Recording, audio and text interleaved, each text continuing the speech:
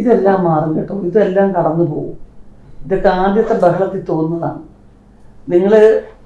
നിങ്ങളെല്ലാവരും ഇന്ന് സോഷ്യൽ മീഡിയയിലുള്ള എല്ലാവരും തന്നെ ഏതെങ്കിലും തരത്തിൽ നിങ്ങളും സിനിമയായിട്ട് ബന്ധപ്പെട്ട് നിൽക്കുന്നവരല്ലേ. നിങ്ങളെങ്ങനെ ഇതിൽ നിന്ന് മാറി നിൽക്കാൻ പറ്റും? ഒന്ന് ഒറ്റയ്ക്കിരുന്ന് ചിന്തിക്കുമ്പോൾ മനസ്സിലാക്കാവുന്നതേ ഉള്ളൂ. സിനിമയെ ഡിപ്പെൻഡ് ചെയ്ത് നിൽക്കുന്നവരാണ് സോഷ്യൽ മീഡിയ. നിങ്ങൾക്ക് ഞങ്ങളും ഞങ്ങൾക്ക് നിങ്ങളും. അതൊരു നിമിഷം ചിന്തിച്ചാൽ ഇതൊന്നും ഇല്ലെങ്കിൽ പിന്നെ നമ്മളിപ്പോൾ എങ്ങനെ എന്ന് തോന്നും. കാരണം മനുഷ്യരെ ശ്രദ്ധിക്കാനുള്ള എളുപ്പ വഴിയാണ് സിനിമ എന്ന് പറയുന്ന ആയുധം. അതിനെ നല്ല രീതിയിൽ ഉപയോഗിക്കാം അല്ലേ? കറിക്ക് അരിയുന്ന അതേ കത്തി കൊണ്ട് തന്നെ ആളുടെ ജീവൻ എടുക്കുന്നത്. അപ്പോൾ അത് നിങ്ങൾ ചിന്തിക്കുക. ഒരുപാട് പേരുടെ ജീവിതമാണ്.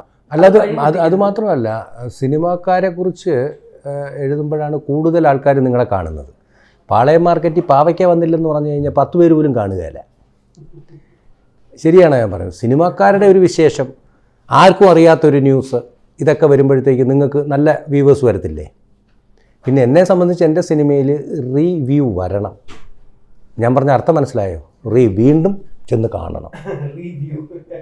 അതെൻ്റെ ഒരു വലിയ ആഗ്രഹം. വരണം, നിങ്ങളും വരണം.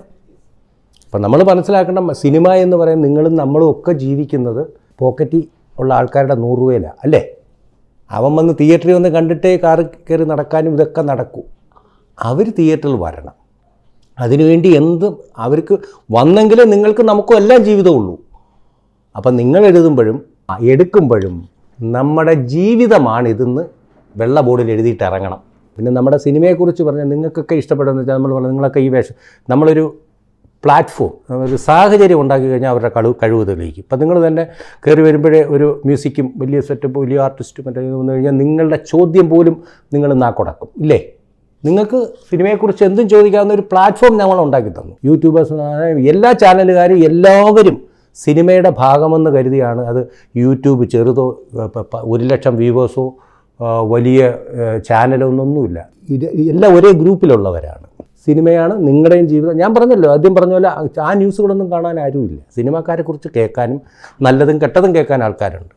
അപ്പോൾ എഴുതുമ്പോഴും ചെയ്യുമ്പോഴും ഞാനും സിനിമാക്കാരനാണെന്ന് കരുതി, അല്ലെങ്കിൽ ഇതുമായിട്ട് ലിങ്ക്ഡ് ആണ് എന്ന് കരുതി വേണം ചെയ്യാൻ.